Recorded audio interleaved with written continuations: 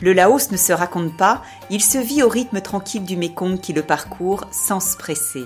Derrière cette quiétude, cette douceur de vivre qui gagne le voyageur qui s'y aventure, se cache cependant une histoire mouvementée où la France, mais pas seulement, joua un rôle du 19e au début du 20e siècle. Destination hors du temps qui promet de belles découvertes. Temples sacrés, paysages pittoresques, cascades, îles paisibles, grottes. Les majestueux temples d'Angkor du Cambodge, inscrits au patrimoine mondial, complètent idéalement ce programme. Vientiane, capitale laotienne, qui s'apparente à un grand village tranquille qu'on visite aisément à pied, s'est développée sur les rives du Mékong. Temples et stupas parsèment la ville et malgré quelques déboires avec les envahisseurs voisins, ils ont retrouvé leur splendeur d'antan.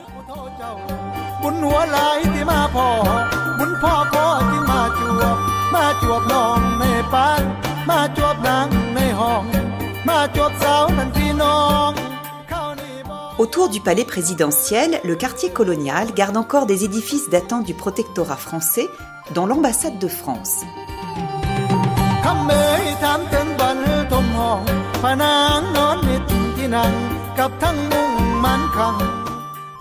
Autre signe remarquable de ce passé français, les nombreuses boulangeries fabriquent une baguette recherchée. Ce qui ne nous empêchera pas de déguster les spécialités laotiennes. Voici le brillant et emblématique symbole de la souveraineté du pays. Et la porte de la victoire, arc de triomphe édifié à la mémoire des Laotiens tombés dans les conflits pré-révolutionnaires.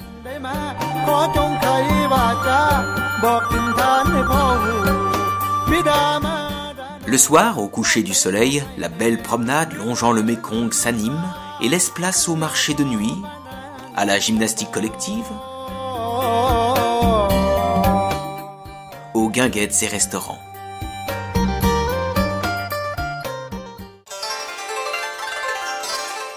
À 150 km au nord de Vientiane, on embarque sur des pirogues locales pour une croisière sur la Nam Song qui s'écoule paisiblement dans un décor pittoresque de montagnes karstiques rappelant la baie d'Along terrestre au Vietnam.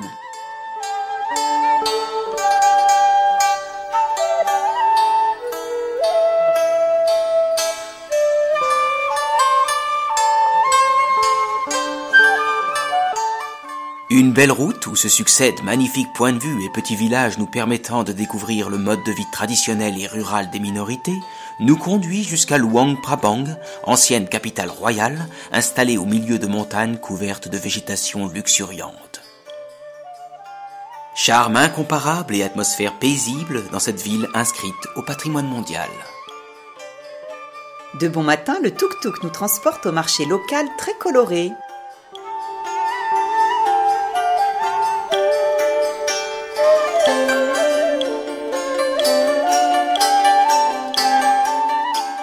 Construit à l'époque du protectorat français, le Palais Royal, aujourd'hui musée national laotien, possède de superbes salles et l'un des objets les plus précieux du pays, le Bouddha d'or ou Prabang, qui a donné son nom à la ville. Les magnifiques portes dorées et sculptées de ce temple relatent la dernière réincarnation de Bouddha.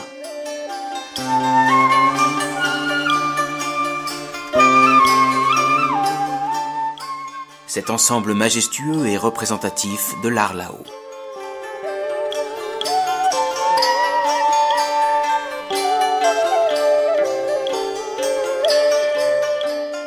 Découverte des techniques de production de l'artisanat laotien dans ce centre spécialisé.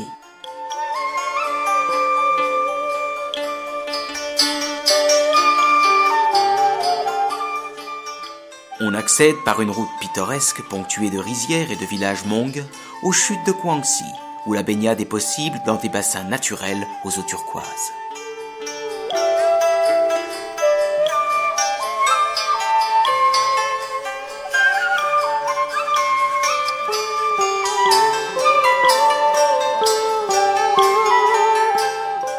Au retour, dans une maison typiquement laotienne, on assistera à une cérémonie de Batsi conduite par un chaman, cérémonie accompagnant chaque événement majeur de la vie.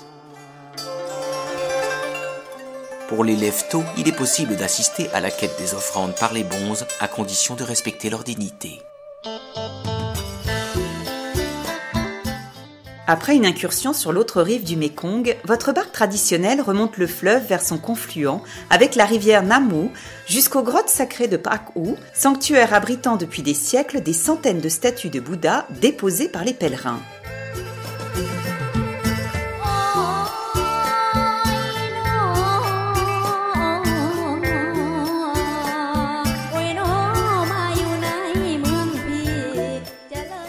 Au retour, arrêt dans 2 villages traditionnels pratiquant la confection de papier de mûrier.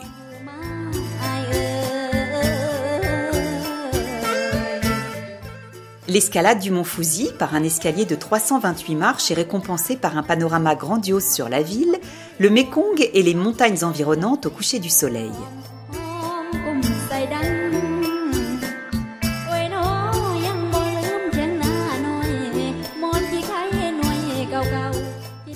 À la descente, découverte du marché artisanal de nuit, Muong.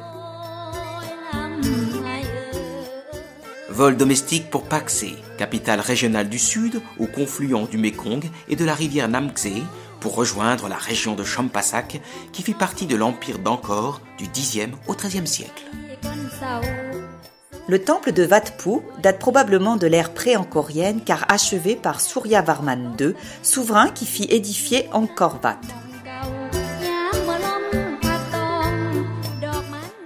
En bateau, on rejoint l'île paisible de Kong, la plus grande des 4000 îles de cette partie du Mékong, qui atteint ici une largeur de 14 km, recouvrant une grande majorité d'entre elles à la saison des pluies.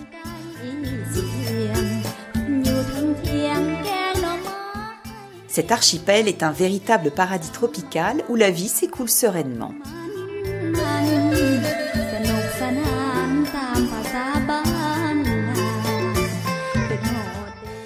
Encore un vestige de la présence française datant de 1897. Peu de dénivelé, mais un bruit assourdissant pour cette chute s'étirant sur plusieurs centaines de mètres. À la pointe sud de l'île, on peut espérer voir les dauphins à tête ronde. Plus à l'est, d'autres chutes encore plus grandioses se donnent en spectacle. Le débit moyen du fleuve est ici de 11 000 m3 à la seconde et monte à 49 000 m3 après la fonte des neiges de l'Himalaya. Étape unique au Cambodge, Siem Reap, où nous attend un plat traditionnel, la moque. Nous sommes aux portes des temples d'Angkor, où un plan de visite magnifique appelé le Grand Circuit nous attend. Lever de soleil sur le Srasang ou le Barré oriental.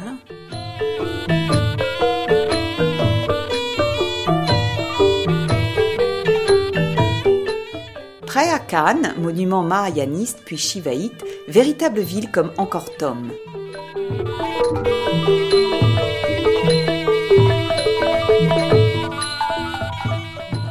Neck Pin sur un îlot destiné à des rites purificatoires. Taprom, temple bouddhique du XIIe siècle livré à l'exubérante végétation.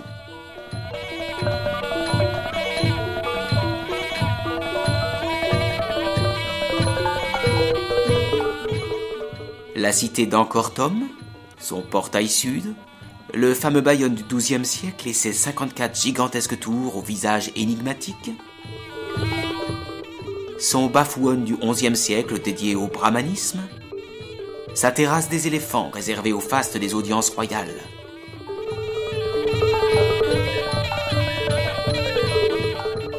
sa terrasse du roi lépreux et ses figures d'Apsara, danseuse royale,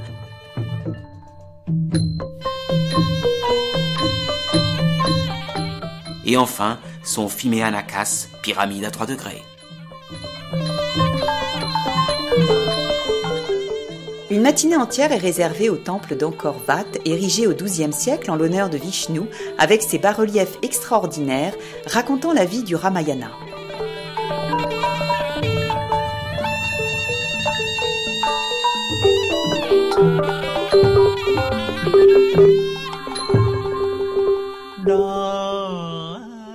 Les apsaras, ou nymphes célestes, qui ornent la majorité des temples, sont les danseuses royales reproduisant uniquement devant les rois lors de cérémonies officielles les gestes codifiés des mains et du corps.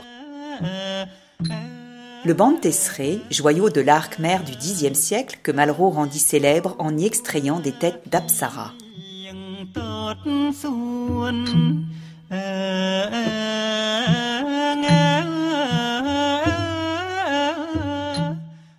Le Banté Samré, première ébauche d'Angkor Wat. Et du haut du Phnom Bakeng, admirez ces merveilles sous le soleil couchant. Ce soir, les Apsaras dansent pour vous.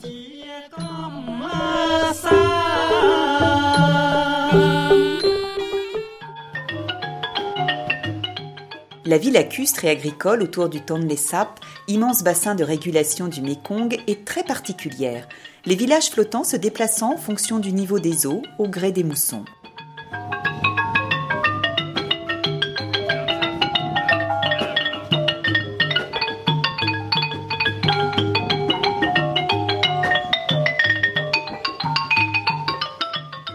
Les chantiers d'Angkor perpétuent la tradition de la taille de la pierre. Nous les visiterons.